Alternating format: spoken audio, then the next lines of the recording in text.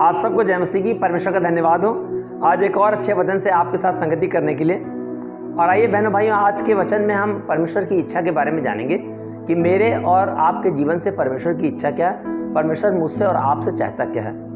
और इस बारे में जैसा कि प्रभु यीशु मसीह के जीवन के संबंध में जब हम देखते हैं कि प्रभु यीशु मसीह ने मुझे और आपको एक बहुत अच्छी प्रार्थना सिखाई थी, जो मत्ती की पुस्तक उसके 6 अध्याय में है।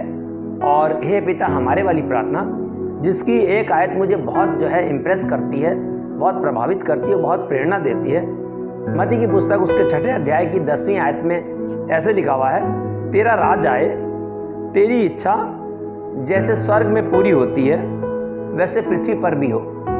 मेरे भाई, यहाँ पर हम देखते हैं कि प्रभु यीशु मसीह ने इस संसार में मनुष्य के रूप में अपने जीवन को रहते हुए, परमेश्वर होते हुए भी अपने आप को शून्य जाना और परमेश्वर की इच्छा को स्वर्ग के समान इस पृथ्वी पर उतारने की कोशिश करी।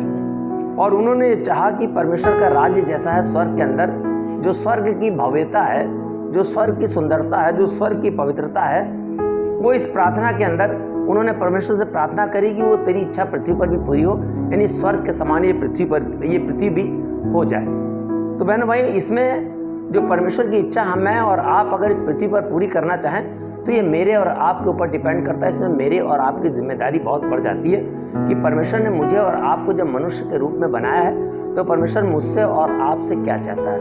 ये मेरे और आपके ऊपर निर्भर करता है कि हम परमेश्वर की इच्छा को अपने जीवन में जानें कि परमेश्वर मुझसे क्या चाहता है। हम दैनिक कार्य अपने करते हैं, खाना खाते हैं, घूमते फिरते हैं, मनोरंजन करते हैं, सारे सांसारिक कार्य करते हैं, अपना रोजगार कारोबार करते हैं, लेकिन परमेश्वर की आत्मिक इच्छा क्या है मेरे और आपके बारे में, वही प्रभु यीशु मसीह चाहते थे कि परमेश्वर की इच्छा इस पृथ्वी पर भी पूरी हो। तो मुझे और आपको उसको समझना है और उसके लिए मुझे और आपको समझ प्राप्त करनी है, और वो समझ मुझे और आपको परमेश्वर ही दे सकते हैं।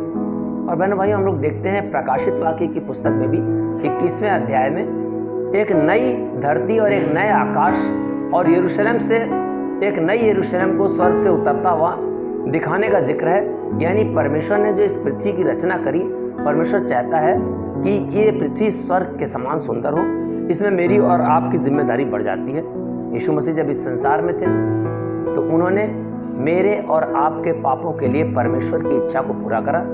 जब वो पापों का भरा कटोरा उनके सामने लाया गया तो प्रभु यीशु मसीह ने जब गतसमनी के बाग में प्रार्थना कर रहे थे तो उन्होंने परमेश्वर से कहा कि हो सके तो ये कटोरा मेरे पास से टल जाए, लेकिन उन्होंने एक शब्द ये बोले कि परमेश्वर मेरी नहीं बल्कि तेरी इच्छा पूरी हो। तो मुझे और आपको भी अपने जीवन से परमेश्वर की इच्छा को पूरा करना चाहिए। इस बारे में एक और बहुत सुंदर आयत है, गलातियों की पुस्तक उसका 1 अध्याय और 4 आयत है।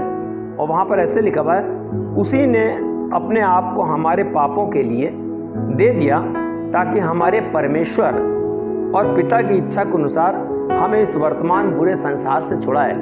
यानी यीशु मसीह इस दुनिया में जब आए तो परमेश्वर के पुत्र के रूप में आए, यानी स्वयं परमेश्वर हमारे और आपके बीच में आ गए इस संसार की बुराइयों से मुझे और आपको छुड़ाने के लिए और परमेश्वर पिता की इच्छा पर चलाने के लिए। तो यहाँ पर हम देखते हैं कि जो प्रभु यीशु मसीह ने हे पिता हमारे की जो प्रार्थना हमको दी और कहा कि तेरा राज आए और तेरी इच्छा जैसे स्वर्ग में पूरी होती है पृथ्वी पर भी हो, वो मेरे और आपके कार्यों पर डिपेंड करती है कि मैं और आप जब अच्छे कार्यों को करेंगे। परमेश्वर मुझसे आपसे क्या कहता है, हम अच्छे कार्य करें, हम भलाई करें, हम सच्चाई पे चलें, हम परमेश्वर के मार्ग को जानें, हम परमेश्वर के पीछे चलते हुए उसकी ओर रोज़ बरोज़ बढ़ते चले जाएं। इसलिए मुझे ये कोरस बहुत अच्छा लगता है जो परमेश्वर की इच्छा पर है कि तेरी इच्छा पूरी हो जाए। तो इस कोरस को हम लोग एक लाइन गाकर देखेंगे। तेरी इच्छा पूरी हो जाए, हाथों में तेरे जीवन है ये, मैं मिट्टी हूँ तू है कुमार, मुझको उठा मुझको बना। मैं मिट्टी हूँ तू है कुमार, मुझको उठा मुझको बना। बहनों भाई, हम लोग परमेश्वर की इच्छा पर अपने आप को छोड़ें, उनसे समझ प्राप्त करें और उसकी इच्छा पर चलते हुए परमेश्वर की राह में आगे बढ़ते हुए उनके साथ में हमेशा निरंतरता और हमेशा लगाव और हमेशा प्यार और हमेशा उनका सहयोग और अनुग्रह अपने ऊपर बनाए रखें। इस वचन के द्वारा परमेश्वर आपको बहुत बहुत आशीष दें। जय मसीह।